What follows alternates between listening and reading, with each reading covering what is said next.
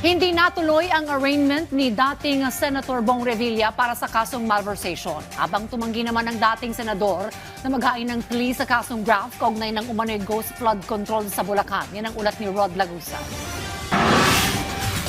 Sa pangalawang pagkakataon, muling naantalang nakatakdasa ng arraignment ni dating Senator Bong Revilla para sa kasong malversation kaugnay ng umano'y ghost flood control project sa Pandig, Bulacan. Muli itong itinakda ng Sandigan Bayan 3rd Division sa darating na Lunes, February 16. Kasunod yan ng mga inihayang motion ng kampo ni Revilla sa 3rd Division ng Sandigan Bayan, kabilang narito ang motion for inhibition. Ayon sa kampo ni Revilla, kabilang sa rason ng paghahain nila nito ay dahil kapatid ni Associate Justice Carl Miranda na siyang chairperson ng 3rd Division, si Atty. Buenaventura Miranda na abogado ni dating DPWH Undersecretary Roberto Bernardo nang ito ay humarap sa isinagawang Senate Blue Ribbon Committee hearing. Kung maaalala nyo, doon nagtestigo si Yusek Bernardo laban kay Senator Bong Revilla. So, nakalagay sa rules na hindi ka lang dapat impartial or hindi ka lang dapat walang kinikilingan. Dapat merong appearance of impartiality. Ipakita mo or may impression ka rin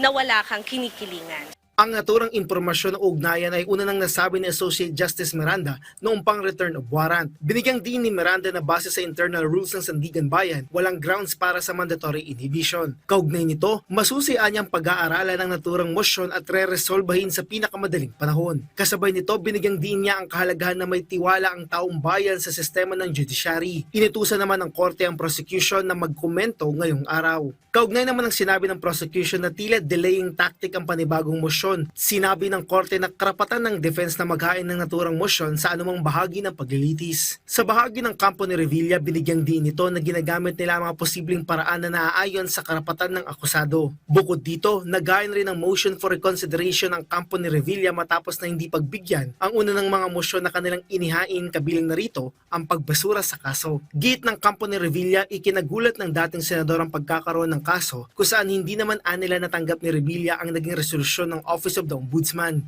Hindi nabigyan si Senator Bong ng pagkakataon para sagutin itong krimen na to. No? So kung nabigyan siya ng pagkakataon, hindi natin alam kung naiba yung resulta.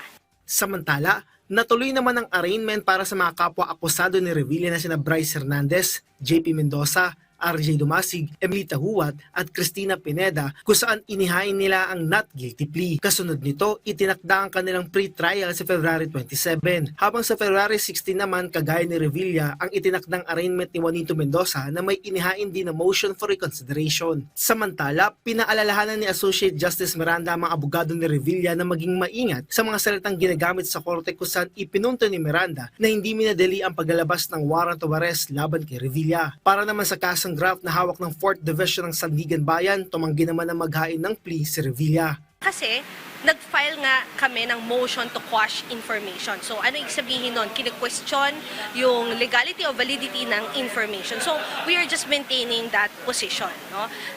Naitanong nyo kanina, pero may ruling na yung motion. Tama? Yun yung tinanong nyo. Pero it does not bar us from availing remedies to assail that order denying the motion. Dahil dito, ang korte na ang naghain ng not guilty plea para kay Revilla. Habang not guilty plea ang inihain ng mga kapwa-akusado ni Revilla na sina Juanito Mendoza at RJ Dumasig. Sa Biyernes, February 13, itinalaga ang preliminary conference sa naturang kaso. Rod Lagusad para sa Pambansang TV sa Bagong Pilipinas.